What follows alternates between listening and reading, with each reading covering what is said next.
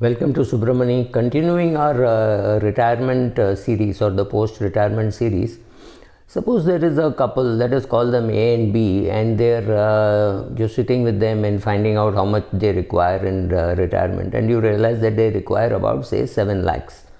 60,000 per month is their expenses. They have some medical reasons why they have 7 lakhs. And that's fine. She has been working in the government and she has a pension of about 4 lakhs.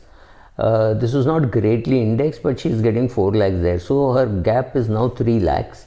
So the couple now need 3 lakhs from their portfolio. So then the portfolio has to be planned for 3 lakhs. So when I say have 5 years expenses, I would mean only 15 lakhs, right? Because only the gap has to be provided. 4 lakhs will anyway come from her pension. He does not have a pension, but he was working in a company which has given him good retirement benefits. So this is the combination that they want.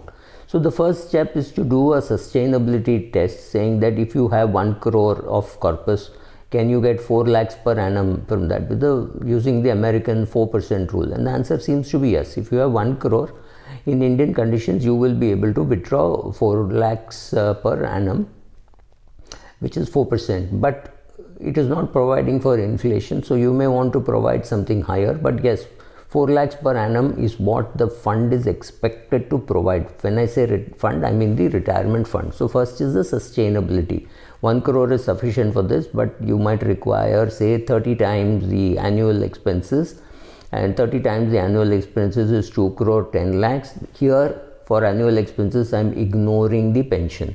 Pension will act as a buffer, so the 2 crore 10 lakhs is the pension that they require, the corpus that they require. Now this will determine how much money to keep in the first bucket. When we are talking of the bucket theory, how much money to keep in the first bucket. So you're talking of only 5 years expenses. If you're talking of 5 years expenses, it's only 15 lakhs in bucket 1, which is highly liquid, which could be bank fixed deposit, ultra short bond fund, and liquid fund, and those kind of maybe a savings fund, right? These kind of funds is what we are looking for in the first bucket. If you're talking of 5 years expenses, it is 15 lakhs. I would put 8 years expenses, that would be about 25 lakhs. If 25 lakhs is done in a combination year, which may also include some senior citizen fixed deposits which you have kept, then that should take care of the next 8 years expenses in a worst case scenario that the market remains down, right? So that is bucket number 1, where you have decided that you will want 8 years expenses lying there, because it is a portfolio which is not going to have any additions. Both of them have no intentions of doing anything commercial to be able to bring in any fees. They're both going to work, but they're going to work with NGOs with zero expectations of any income. So therefore it's important that you plan for that gap of 3 lakhs. 4 lakhs is already a pension. So about 15 to 25 lakhs depending on your comfort level will go into bucket number 1.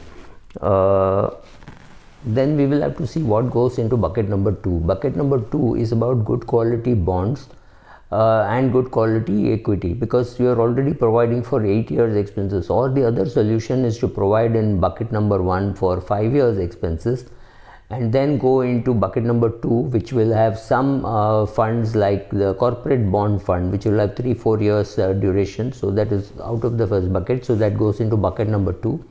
And it will have very high quality bonds, it will have very high quality equity, it will not have too much of mid cap and small cap in a worst case scenario, right? So all this will happen, so that your bucket number 2 will have good quality bonds, and you will have decent equity, but not too much of equity, maybe 70-80% in debt and 20% in equity kind of funds, which are the multi-asset funds. That will be bucket number 2. And bucket number 3 will be high quality equity, which would be in and very good quality bond funds. That would be bucket number 3. And bucket number 4 would be your risk taking, where you say I will have mid cap, I'll have small cap, I'll have lot of large cap equity also, but all that will be in bucket number 4. And I don't think I will need to ever withdraw from bucket number 4. However, If the market continues to surge its way up, I would, after doing this allocation, I would keep on withdrawing from bucket number 4 and I would shift to bucket number 1 if need be, only when the market corrects by say 20%. So 50,000 index or the Sensex goes to 40,000, I may turn to my debt funds for withdrawal. But if my 50,000 is becoming 60,000 or 52,000 is becoming 59,000, I have no doubt that all my withdrawals will come on a monthly basis from the equity markets by selling up for a little bit. I need 40,000 rupees. Share is 800 rupees. I will sell 50 shares. Share is 1600 rupees. I will sell 25 shares, right? I will decide which share, how much to sell on a regular basis, especially during a time when markets are going up and going up continuously, right? So that is what I will do. So it's not cast in stone that I have to withdraw only from my debt fund. Withdrawing from equity is risky, especially when the markets are down. You might withdraw too many more units or you will sell too many more shares. So that is why we advise generally that not to put your equity money for withdrawal. However, it is a good strategy to withdraw from equity during times of market euphoria, because it lets you automatically reallocate on a month-to-month basis. You are reallocating your funds by withdrawing money from equity and spending it. Equity money is for spending on such things or for your day-to-day living only during a bull market.